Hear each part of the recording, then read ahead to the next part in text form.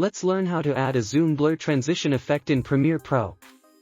First, place your two clips side by side on the timeline. Then go to your project panel, right-click, select New Item and choose Adjustment Layer. Click OK to accept the default settings, and drag the adjustment layer above your clips, making sure it covers both from beginning to end. Now go to the Effects panel, search for Transform, and drag it onto the adjustment layer.